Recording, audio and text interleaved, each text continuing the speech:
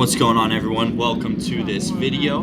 I was fortunate enough to be invited out to the Aprilia Racers Day after Moto America at New Jersey Motorsports Park, and one of the bikes I was most looking forward to riding was the new Aprilia 457. Obviously, it's Aprilia re-entering the ultra lightweight game for the first time in a very long time, since I believe going back to the RS 125 back in the day. I could be mistaken there, but regardless, I was very excited to ride this bike, as you know, I've spent enough time on Ninja 400s, both stock ones and race prepped ones, to know what those motorcycles are like, and arguably every motorcycle that kind of falls into that lightweight category or ultra lightweight category, and you kind of end up with the same thing amongst them all, where they're a budget beginner motorcycle, and the compromises that come with that between build quality, performance, are usually quite clear. Now, the 457 does come in at a slightly higher price point than the competitors' bikes,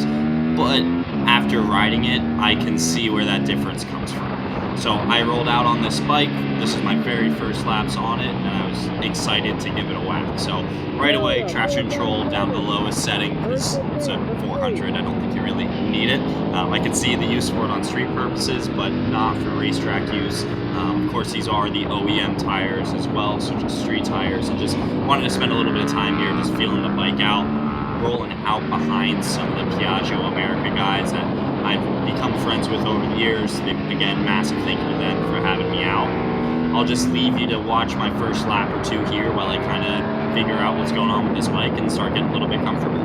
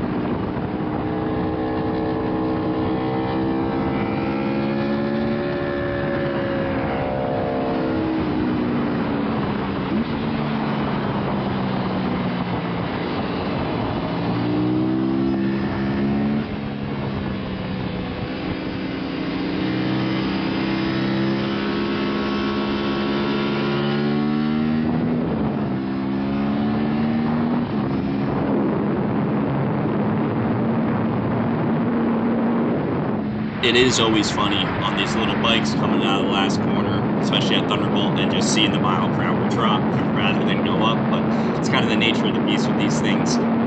One important note is I had spent most of the morning here riding my good friend Brian's Ninja 400. That bike has some race bodywork on it, rear sets, and an exhaust, otherwise a completely bone stock Ninja 400. So I was, kind of getting to compare apples to apples here, where just going from a pretty relatively standard Ninja 400 to a obviously completely standard 457.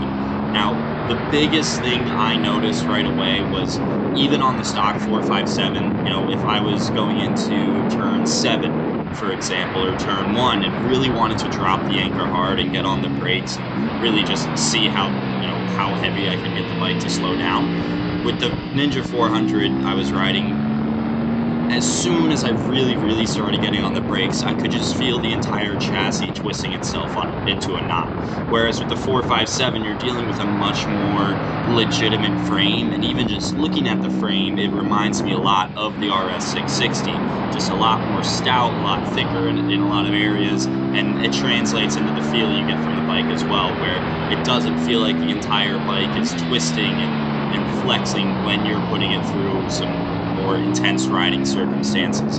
And even beyond that, just some aspects of the 457, like how the throttle feels in your hand as you're opening it up, and how even just like little things like the clutch lever feels and stuff like that, it just all feels a lot more premium on the 457. But going back to the price point difference I first mentioned at the beginning of this video, it does make sense that that's the case. I was extremely impressed with the gearbox on this motorcycle.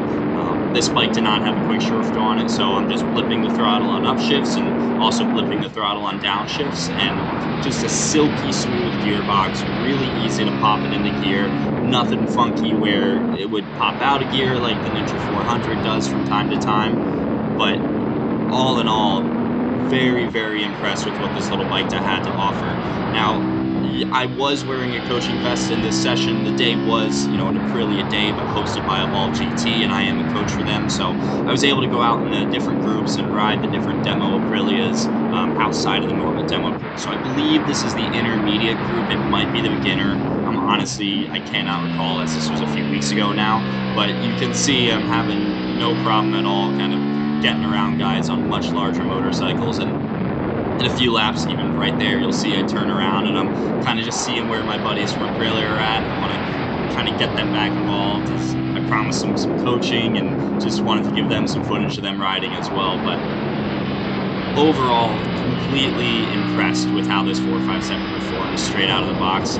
It's a bit of a shame that they've done away with the Junior Cup in Moto America next year, and they're moving over to the Cream or Spec Series, because this bike would have absolutely given the Ninja 400 a run for its money, if not easily beaten it. I think if you put some proper suspension on one of these bikes with a little bit of engine work between like an exhaust, maybe a flash, however that ends up working out, it'll completely mop the floor with those other bikes that it would be competing against. I really think Aprilia is onto something here with a nice little package of an entry-level, sport bike for its consumers, and I'm really excited to see the first fully race-prepped ones roll out. And if I do get a chance to ride one, I'd be chomping at the bit. But as you can see, I let the Aprilia guys back in front of me, as well as Aaron on his RSV4, and that's kind of something enjoyable on the little bikes, is having to ride them so much harder to keep up with guys on bigger bikes who, might not be as fast as I am, but still just making the most of it and enjoying this little bike.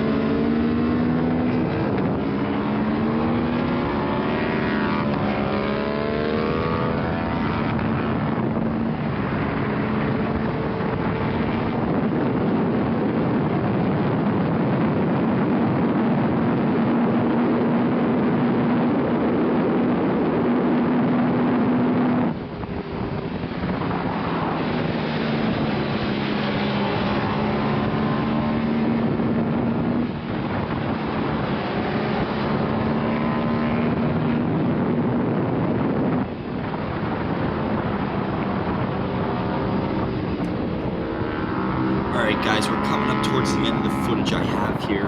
Naturally, my GoPro decided to do some weird GoPro stuff at the end of the session and miss the end of the last lap. And on a little clip I had recorded coming into pit lane and giving my initial thoughts getting off the bike, all the audio had kind of gotten corrupted. So unfortunately, didn't get my live initial reactions after riding the 457 for the first time. But all in all, an amazing little bike, especially for the ultra lightweight market. I think it is going to be the best bike to have in that segment.